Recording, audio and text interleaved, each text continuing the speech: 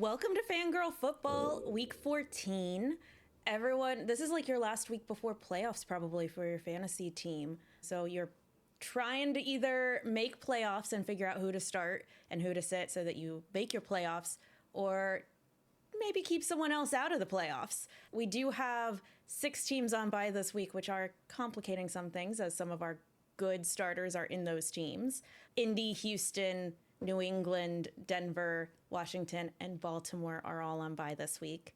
And then we have a DraftKings contest, a free DraftKings contest going to win a prize pack. It's only open to the first 50 lineups, so make sure to go and reserve your lineup and join now. And then check out our DFS episode when it comes out shortly after this one. Yeah, those bye weeks are really messing me up. So I have Jaden Daniels, I have Derrick Henry, I am just messed up with these bye weeks. I have CJ Stroud, which hasn't been great this year, but he's better than some of the backup options that I've got. But we'll talk about a few options in here too and who you might start and sit, and a little bit of strategy coming up too. Yeah, let's kick it off with Cincinnati at Dallas, which amusingly is we're kicking it off with our Monday night game. Cincinnati's favored by 5. This is one of the most exciting ones of the week, and we got to wait till Monday night. Yeah, and I didn't buy into the Cincinnati-Pittsburgh game last week, and I was definitely regretting it that weekend. I did not expect it to be the score fest it ended up being. But I guess we should say injuries first. Jake Ferguson, questionable, though he participated on Wednesday's walkthrough. And then CeeDee Lamb also has been questionable, but planning to be ready. Everything is pointing to he's going to be playing on Sunday or on Monday. He'll play. I don't know. So Cincinnati's happy to give up 30 points. They don't care. They might actually win this one on Monday night because they might be able to actually outscore the Cowboys, but I expect the Cowboys to put up points as well. Yeah, they haven't actually been looking terrible with Cooper Rush. They have not. And they've got a 2-game win streak going with wins over Washington and the New York Giants. So who to start in this game? It's a score fest. We're starting everyone, right? Pretty much. I mean, there's the obvious no-brainers that, like, you also probably paid up high in draft order for some of these of Joe Burrow and Jamar Chase and CeeDee Lamb. So you're going to start them. You are. And then even T. Higgins, he has been doing exceptionally well because, like I said, the Bengals have been able to rack up the points. They just can't stop the other team from doing the same thing. And so you kind of mentioned Cooper Rush as a quarterback. And if any of our listeners tuned into our Monday waiver wire episode, they probably know what Judy's about to say. They get their 30 points. Cooper Rush is going to be throwing the ball. He was allowed to do that last week. It worked out pretty well. He's had great week since he came in. He's been a solid quarterback. I'm actually starting him in my league. So I have Jaden Daniels, didn't carry a second quarterback all year, didn't need to. And most people did. So it wasn't really great pickings on the waiver wire for my league. And I like Cooper Rush. I think against the Bengals, he can have a good night. I did carry two quarterbacks in our league. But I am also a little surprised that so many people do, since our league voted to not have that super flex position. So we intentionally went out of the way so we didn't have to carry 2 quarterbacks, and then everyone does. And everyone still does. I mean, it was to the point where I even tried to trade for Matthew Stafford, and I couldn't get anybody to trade. They wouldn't let Matthew Stafford go. And I don't consider him a great quarterback. I'm actually playing him in another league this week that also has a bye situation, and that's our next game. So I don't know if there was anyone else. Let's go back and we'll get to the Buffalo Rams game, but I guess we had, some more mentions in our Dallas Cincinnati. Although we were kind of like, yeah, you need to start all of these players. The Dallas running back situation is a good start, as well as Chase Brown for the Cincinnati Bengals. So Rico Dowdle, Chase Brown, Cooper Rush, those are all players that have a great matchup this week and you want to start. You don't have to really think about it. I think Mike Gesicki. Yeah, what do you think? I was going to say on both the tight ends for Dallas and Cincinnati, Mike Gesicki was great when T. Higgins was out. T. Higgins is back. probably not the tight end you want to play. There's a lot of other great tight end options, even in a tight end drought, I think. Yeah, I think there are quite a few good options this week. So hopefully nobody's, hogging tight ends. Although I've been doing that in one league, but that's a whole nother story. I can also play 3 in a roster in that league, which is kind of weird. And then hopefully you don't have either defense. Yeah, These aren't the defenses you want to play or stream. No, you could go to something better. We'll highlight a few of those when we get to them. They're at the other end of this list where no points are going to be scored. Maybe let's some move interceptions on. Even. Yeah, that's true. There could be a few interceptions in this one, but let's move on to Buffalo at the Rams. And this is 49.5 point total. Buffalo's favored. Obviously, Buffalo's been on a roll lately. Both teams are weak against the run. This is setting up to be a really good rushing game. The Rams gave up 255 yards to Barkley in week 12 and then 112 to Kamara last week in week 13. So what can we expect out of James Cook or Ray Davis? They're clearly sharing, and they each had a touchdown last week in the snow. But do you think we can start them both? I think James Cook is a must start. I definitely agree that James Cook is a must start. I think we could actually start both since they are sharing and the team and the Rams are weak against the run. Buffalo has shown it will do whatever it takes to score touchdowns and keep winning, even if that means that Allen is the one running. That's true. And he could be. So we still have the injuries. We should jump back to injuries. We kind of got out of order here a little bit. So let's jump back to injuries real quick. And the Buffalo wide receivers are still hurt. We have Keon Coleman still dealing with that wrist injury, and Curtis Samuel also a wrist injury, limited participants at practice on Wednesday. So we'll wait and see if either of those can suit up and make this game. And then Dalton Kincaid's been out for a few weeks and he's still not practicing either. On the Rams side, Tyler Higbee, tight end, is out. And I think that kind of leads into who you want. Do you want to chat first? Who to start? And then we'll talk a little bit about strategy, because I think this game leads to some interesting strategy. It does, at least for me, and I can explain my situation in my league. So, yeah, we'll go through the must-starts. Obviously, you're starting Josh Allen, if you were lucky enough to draft him. Like we just said, James Cook. Josh Allen drafted himself in his fantasy league and played himself last week. Very cool. Hopefully he's playing himself again this week. Kyren Williams is a unique situation. We're really seeing Kyren share time now with Blake Corum. So I'm not sure where that's going to go. Last week it was a 5 and 8 share.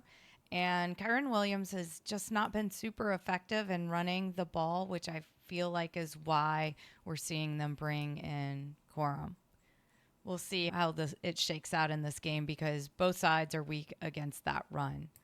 You still are going to start Kyren Williams because he's been there all year. You've depended on him. You've got to take your chance and depend on him this week, especially with all of the buys and Puka Nacua and Cooper Kupp. No-brainer starts. Now let's get to, you might be a good start. So Matthew Stafford. This is a situation where you need a quarterback like I do. I have Matthew Stafford in one league as my backup, and I thought twice about dropping him and picking up Cooper Rush and playing Rush instead, who I feel like has a better matchup. But in my situation, it came down to the person that I was playing has Cooper Kupp, and they're starting Cooper Kupp. And I decided that I'd rather start Matthew Stafford. This is also a league where you get 6 points for a passing touchdown. And so I'm going to start Matthew Stafford and negate any advantage they may gain over having Cooper Kupp. And it just comes down to strategically going against your opponent. If you can take out their high upside with a high upside of your own in the same game, then that can be an advantage of you. It's one less position you have to worry about, and now you can go work on those other positions. So that's another point if you're trying to decide which quarterback to start. Look at your opposition and see who they're starting, and if you can ever get in that same game, then you're at least playing kind of in the same point pool. Well, and Stafford has is second in passing touchdowns too, which surprised That's me. I kind of didn't realize amazing. that. Yeah. Yeah. So especially pairing that with Cooper Cup from your opponent. And I think in this game, they're all going to go in thinking we've got to come out racking up the yards because nobody's going to win. This isn't going to be a game where both sides play defense and it's won 12-9. I think both teams expect they're going to have to put points, a lot of points on the board. So who else are we debating? Khalil Shakir. So you have all the wide receivers on, or not all the wide receivers, but you got a good amount of the wide receivers on injury there or questionable. Khalil Shakir has caught 60 passes without dropping one. Player has caught more than that this season. That's amazing. Yeah, he's a great start then. And especially if they're without either Keon Coleman or Amari Cooper, he becomes even more valuable. So he's a great start in this. If Amari Cooper's in there, I do like him as well. I feel like this is an all-in game. Dawson Knox on the tight end side, if Dalton Kincaid's out, maybe we just haven't seen the Bills using either Knox or Kincaid a whole lot. Yep. Let's move on to the Raiders at Tampa Bay. Tampa Bay is favored by 6.5. Over-under is 46.5. We got a handful of injuries, or questionables at least here. White for Vegas, their running back is questionable. Alexander Madison is also questionable. And then on the Tampa Bay side, Bucky Irving and Mike Evans are both questionable. Bucky Irving at least did practice Thursday. Okay. Zamir White and Madison, I think one of them was limited in practice. I don't know that this is going to be the game that we see them come back, which leads to an interesting backfield, especially against the Bucs, who are allowing a ton of points as well. Yes. They've allowed the third most passing yards and have the fourth lowest interception rate this season. So it's good to go up against the Bucs. Yeah, it's good to go up against the Bucs. Yeah, I like to start my Raiders players, which I don't know. Aiden O'Connell, I'm not really sure that AOC, he definitely could be somebody you pick up. I'm sure you haven't been carrying him on your roster all season. So he could be a good start if you need somebody to pick up, as well as the ones that we've already talked about. Your no-brainer starts: Mike Evans, Jacoby Myers, Brock Bowers. Those are your go-to guys on both of these teams, as well as Bucky Irving, as long as he isn't hurt, and keep watching those injury reports. But I'm pretty sure Bucky's going to be there. I do wonder, though, given this matchup, Rachaad White, I'm still comfortable starting him alongside Bucky Irving. I know last week it was a lot of Bucky Irving, but I feel like Rachaad White, even though he's not quite as talented as Bucky, he can still have opportunities, and they're still giving him a chance to get in there and play. And if Bucky's even kind of questionable, I think they'll give a little bit more work to Rachaad White. And the Vegas defense is giving up points too. Yes, which is why I'd also say if you have Cade Otton as your tight end, you have to start Cade Otton. Oh, yeah. He has been one of the top tight ends. We've got two great tight ends. This could be our tight end game where all the touchdowns go to Brock Bowers and Cade Otton. Oh. We'll see if we get the tight end day. Yes. I think one call out to make, you noted, is we saw Baker get stepped on, but we haven't seen him on the injury report. Yeah, I was a little surprised he wasn't popping in there, but he's not on the injury report. We're going to assume that Baker Mayfield's going to be just fine. And he'll be in there playing because they're fighting for that division right now. So one of the other ones that I like, I think this is kind of a sneaky play, and I am playing this. So what I'm recommending, I'm actually doing, is Sincere McCormick for the Las Vegas Raiders. And it is somewhat conditional on, Zamir White and Alexander Madison not playing. Because if they're out, then it goes to Amir Abdullah, who has been super inefficient and not getting much done. And we saw last week that they were bringing in McCormick a lot more and giving him, I think he was up to about 38% of the snap share last week. He just has a great upside in this game. So if you need somebody to score big or you're not going to make it, it might be worth taking a shot on McCormick. And I'm in one of those situations. So I'm going to see if he can get the more carries than Amir Abdullah. I am assuming that Zamir White and Alexander Madison are out. Let's move on to Carolina at Philadelphia, where Philadelphia is favored by 12.5 points, and the over-under is 46. Dallas Goedert is injured. He's questionable and didn't practice on Wednesday. But, I mean, the Eagles' offensive line is pretty strong, and the defense has the 7th lowest rushing yards and the 7th lowest number of rushing touchdowns. I think they're just going to start shutting down Carolina. And do you think they'll shut them down till they don't care? On the injury front, Devonta Smith is practicing. So we have not seen him play in recent weeks, but he is back to practice, trying to come back from the hamstring injury. And he's logged practices both Wednesday and Thursday. So we might get to see Devonta Smith back. The question for me is, are they going to need him in this game, or is this just the Saquon Barkley show? And we have an interesting situation to me in this game. Are the Eagles going to let Barkley make a run at the single season rushing record? You know he's got to want it. Yes. At the same time, I would say, is Barkley going to push for it? Because he said in a previous game this season, he's allowed other teammates to have their big days. Well, he could, rush for 300 yards by halftime and then give somebody else the chance. Yeah. It could be kind of, as soon as I hit this number, I'm gonna sit.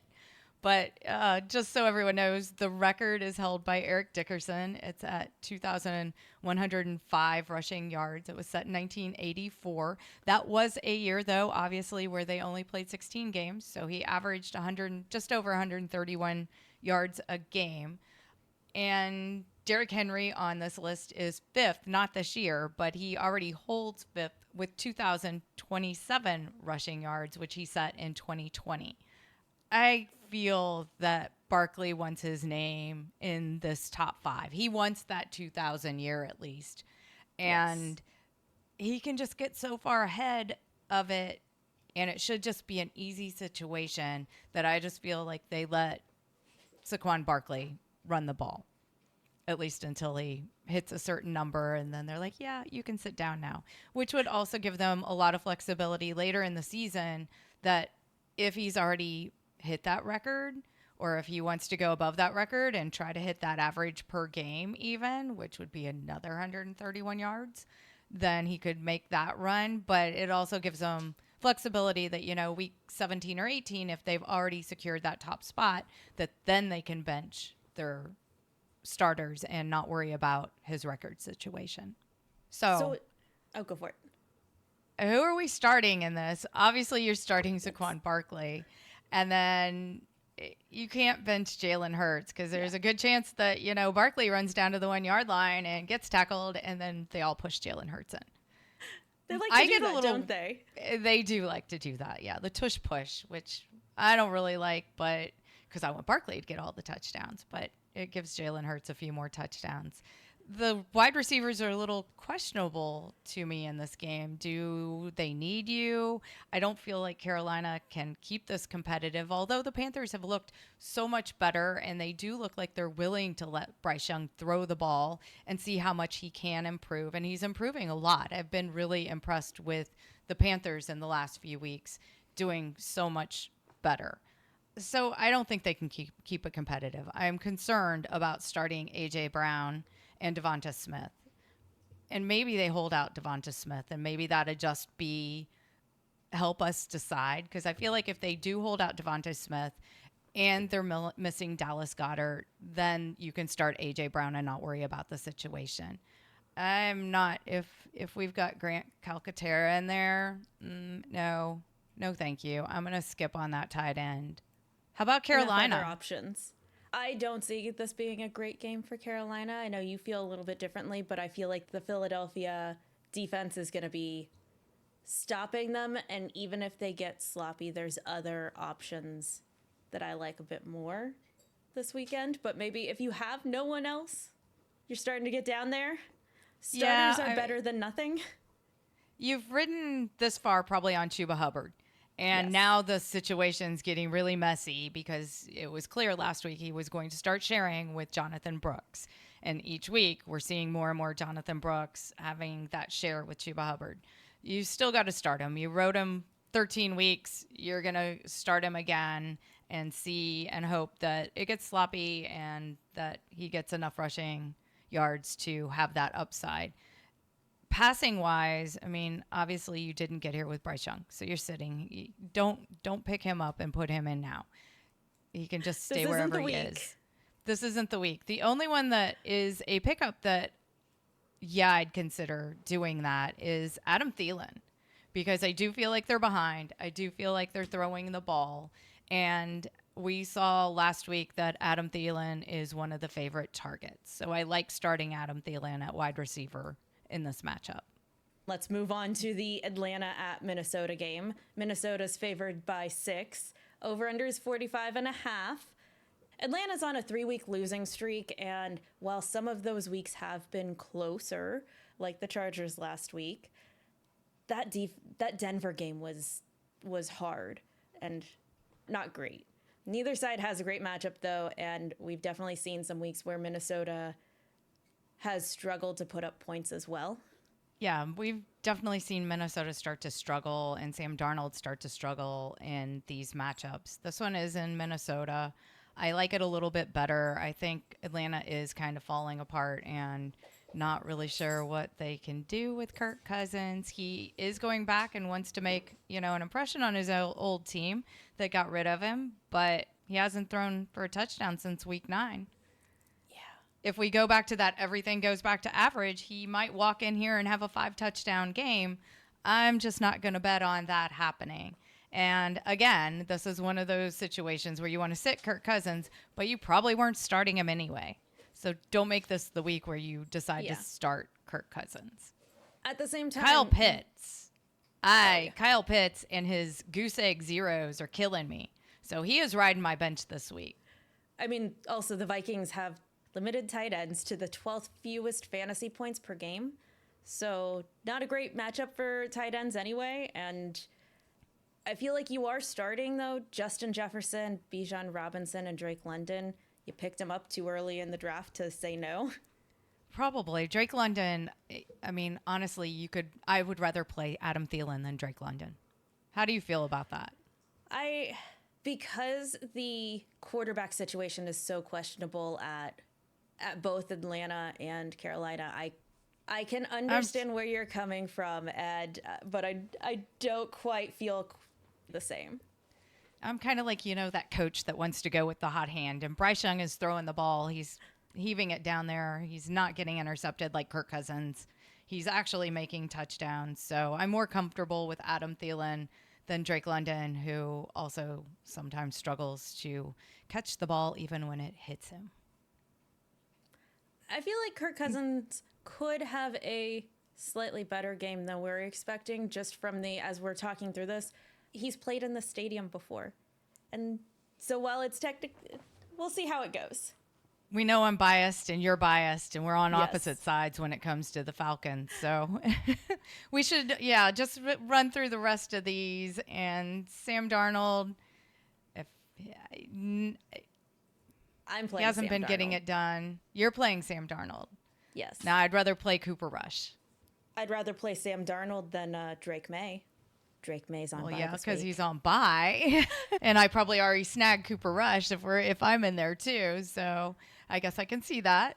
Yes. TJ Hawkinson, I do like starting him for the Vikings. They are definitely getting him more involved. Justin Jefferson has been such a disappointment, but he is getting the targets. So maybe this is the week he can get a little bit more separation and have a bigger game and help you make those playoffs. Yep. So let's continue moving down that list where we're getting into lower and lower and less exciting games. The Jets Now we're at the Jets. Yeah. Yeah. Jets at Miami. Jets at Miami. Sorry. No, Go you're ahead. good. Go for it. So we've got the Jets at Miami. At least it's in Miami. And Miami is favored by 6. Over-under's 45. Aaron Rodgers just knows how to mess up a team. And that's what this whole game comes down to for me, is I'm never, ever, ever going to play Aaron Rodgers. And he just is poison for me. This is one of those where I kind of want to look back and be like, what exactly happened? Because I definitely agree. The Jets offense should have an edge, but they just don't.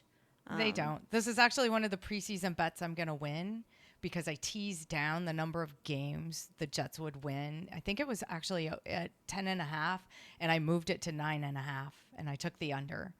So I got some other things I didn't win on. But anyhow, this one looks pretty safe. Well, it is safe because there's only 5 games left. Let's talk about injuries. Breece Hall has a knee injury, but they're optimistic. We'll see if he's going to play or not. He's questionable, but he'll probably be in there. Alan Lazard maybe return from IR. Honestly, I didn't even know he was on IR, so don't play him. Don't start him. You're not playing him. Tyreek Hill, he's had that wrist injury that he's telling us he's going to have surgery on. Obviously, he's going to play. He's not practicing. No surprise. He'll still play.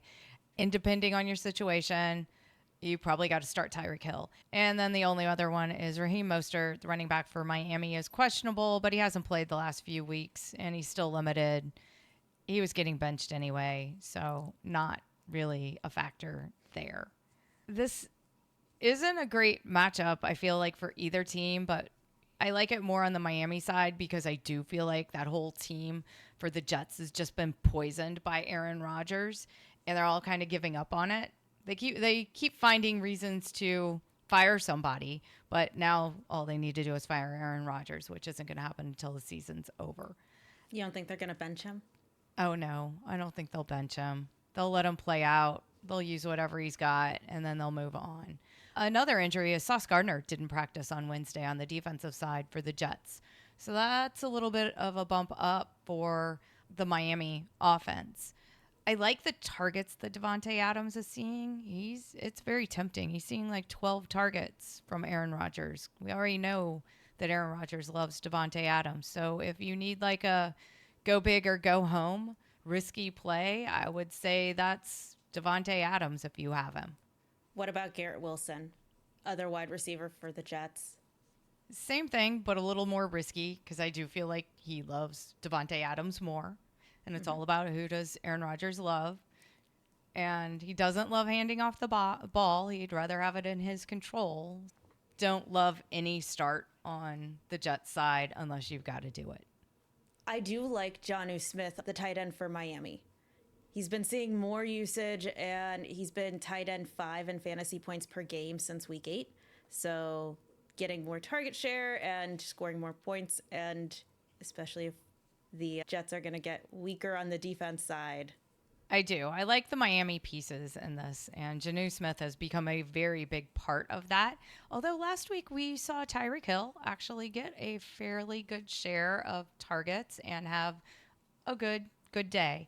I feel like this could be a game where Hill gets to break out and have finally a really good game. So you're just obviously being cautiously optimistic after getting burned early season. I am. Yeah, I've got Tyreek Hill in a league, and I don't play him very often. But this is a game I feel like I can play him. He's at home. I also like Tua. He's also at home. And obviously, you've got to start Devon Achane. We forgot about him. Who are you not starting? Are you sitting Waddle?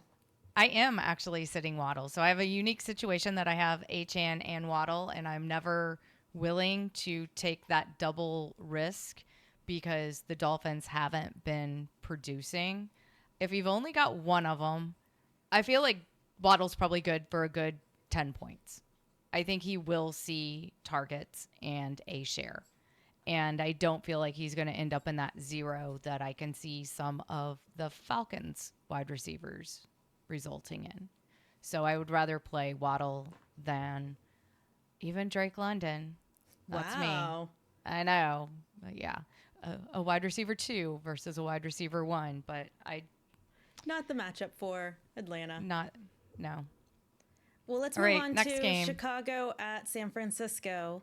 San Francisco is favored by 3.5. The over-under is 44.5. There is a slew of injuries here. So Jordan Mason, the running back for San Francisco, is out. Christian McCaffrey is now on IR. Nick Bosa is questionable on the defense for San Francisco still. On the Chicago side, Rashawn Johnson is questionable with that concussion. DeAndre Swift is questionable. Keenan Allen is questionable. DJ Moore is questionable. Do they have more running backs and wide receivers? I don't know. Somebody's got to start for these teams, right? Are they like digging around on the practice squad, or are they just like listing everybody they can on these injury reports? But somebody's got to start. Well, let's talk about the Bears first real quick before we go over the 49ers that are falling apart. So the Bears fired their coach. That was a fun game to be at, and then it was even more fun when they fired their coach for not calling the timeout. I kind of feel like the players are going to be kind of excited about that, and we tend to see that bounce in enthusiasm, and those players play very well when they get rid of the coach they hated that couldn't manage a game clock. So we may see that in this case, although everyone's questionable. There's some options, though. There are some options.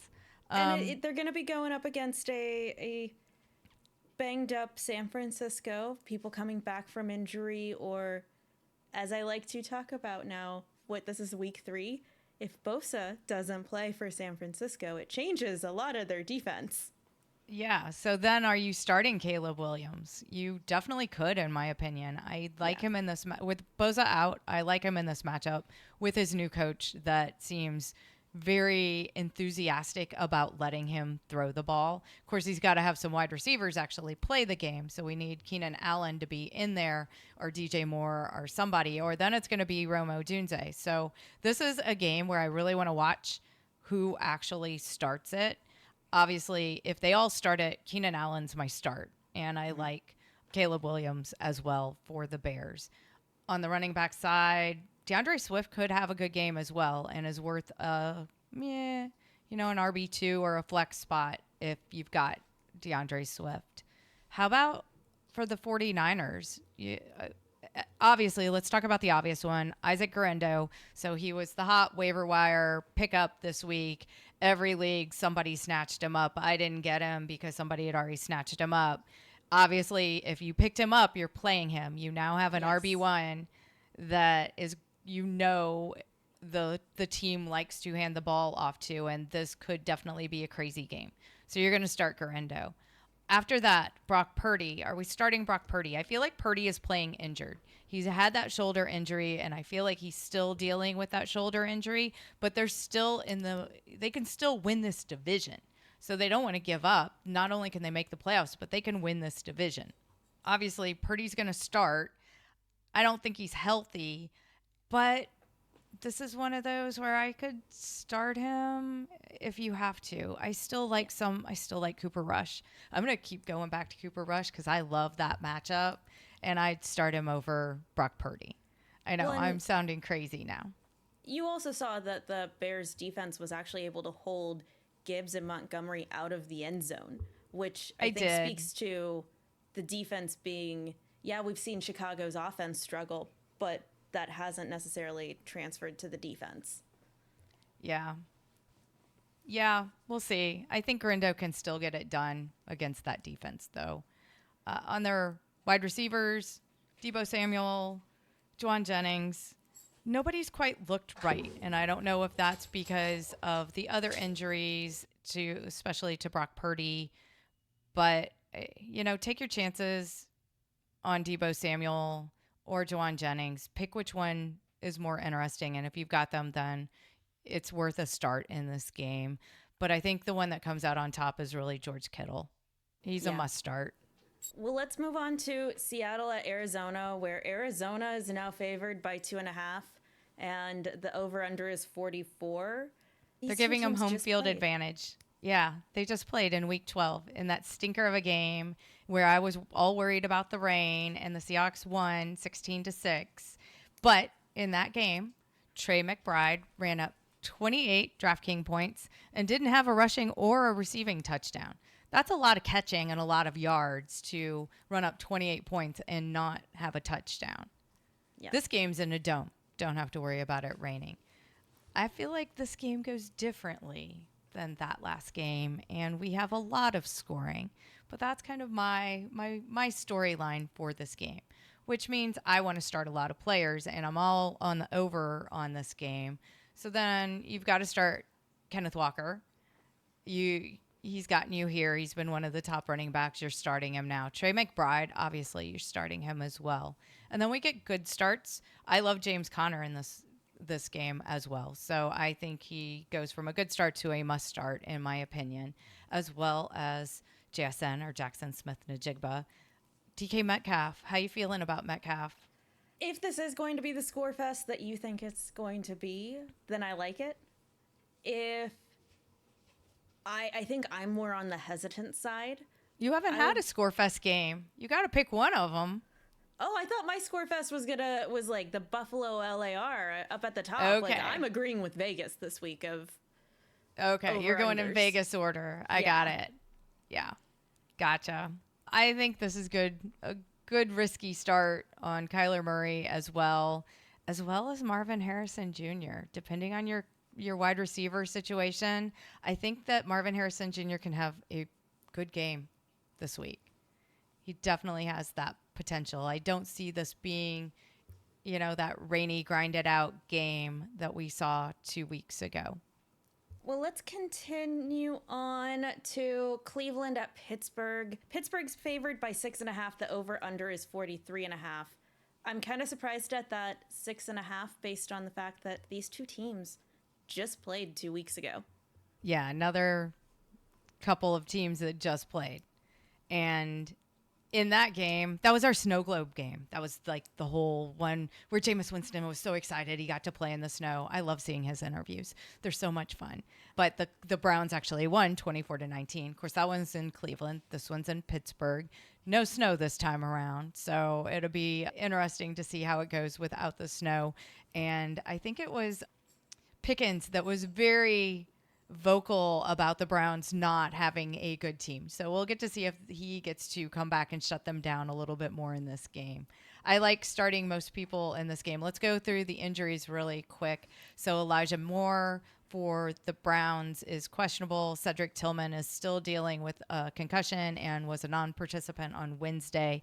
And then for the Steelers, Calvin Austin is also dealing with a concussion, had that big hit last weekend and was a limited participant, but I'd be really surprised if he made it back this week. So who are your Jameis starts Winston. for this one? Yeah, so Jameis Winston last week threw for 497 yards against the Broncos. That was a fun game to watch. And yeah, he's getting interceptions, but those are only like -1 or -2, and he's just slinging it and getting all these points.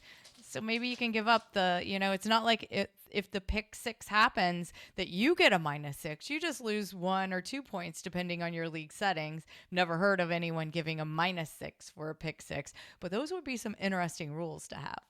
My must starts. I've got to start Jerry Jeudy. I'm going right back there, especially with Cedric Tillman still questionable. Jerry Jeudy had 235 yards in that game last week against Broncos where we got to see Winston throw for the almost 500. So it's clear that Jerry Jeudy is one of the favorites, as well as David Njoku. You've got to start him as well. What do you think about Najee Harris? Yeah, it's clear that Arthur Smith loves him more than Jaylen Warren. That's what we're seeing anyway. We thought they were going to share for a little while, and then last week that split just went away, and it all went to Najee Harris. I'm going to assume that Arthur Smith is going to do that again. He likes to confuse us. And then we already talked George Pickens. Got to start George Pickens. Pat Freiermuth. He got a touchdown last week, I believe. You got to start him. He's living in that mid-range, tight end range. Starting him over Kyle Pitts. Yeah, for sure. Or I'm tired of goose egg. Yeah. I think David Njoku is also a great option. He's been tight end 7 in fantasy points per game. So Yeah, you've got to start him, but I still just can't believe Pitts. But let's move on. So next we've got the Chargers at Kansas City. Kansas City favored by 4, over under 42.5. This is our Sunday night game. Injuries are Ladd McConkey is questionable, shoulder, knees. He's hurt every time he got hit last week. He had a big game and he didn't even play all of it. So we'd love to see Ladd McConkey back, and I'm sure they'd love to see him because the Chargers need to win this game. J.K. Dobbins was put on IR. Hayden Hurst, tight end for the Chargers, is out on IR as well. This game should be a defensive showdown, I feel like. I feel whoever can control this game is going to win this game. And it's going to be just like the Chargers in Atlanta last week, I feel like, where they won 17-13 over the Falcons and they just controlled the ball. Well, so who do we start then? Kansas, you still have to start Kelsey. You probably picked him up early. Yeah. Pacheco's back, so that was exciting. And last week he played 37% of the snaps.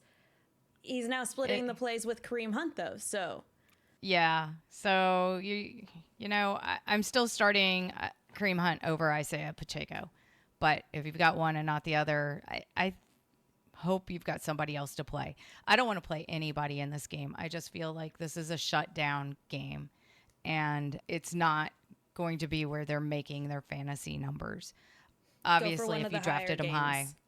Yeah, go for one of the other games.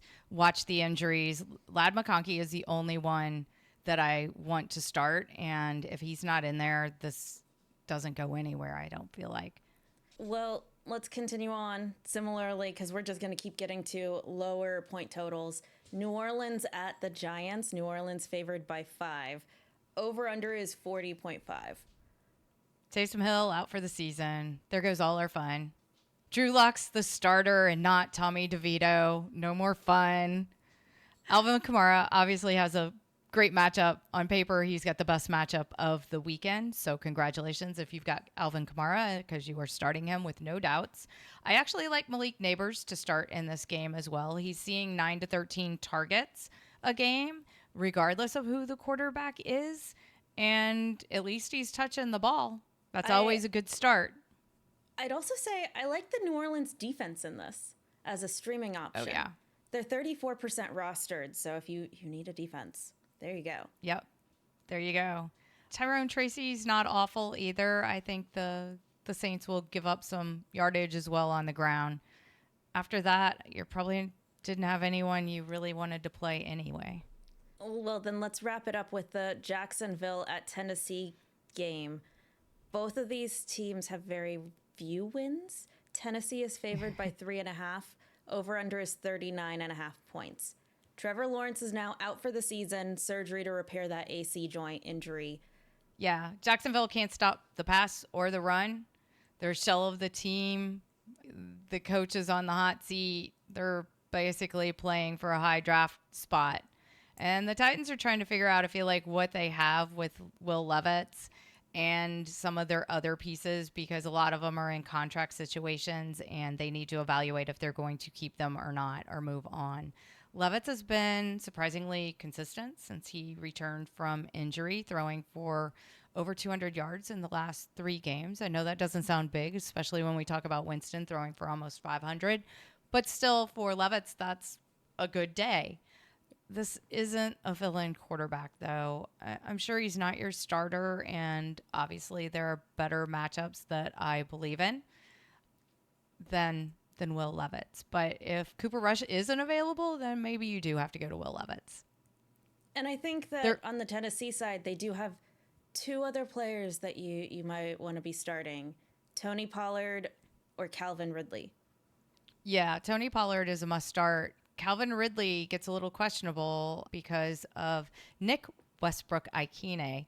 And the last couple of weeks, he's been kind of leading in those targets and touchdowns. So he's been stealing it away from Calvin Ridley. I honestly feel like there's going to be enough to go around it for both of them in this game. Yeah. And in a similar way, the Tennessee defense is your other probably good streaming option here. 10% rostered. So if you can't get New Orleans, go for Tennessee. There you go. Well, that wraps us up for our sit start for week 14. Good luck in your last week before fantasy playoffs, or if you're starting fantasy playoffs. I heard somewhere that some people are starting this week. We have that DraftKings free contest where you can win a prize pack. We'd love to have you join us. The links for that are in the description, including the link to our DFS episode. It's only open to the first 50 lineups, so make sure to join and reserve your lineup and fill it out now. Happy football watching.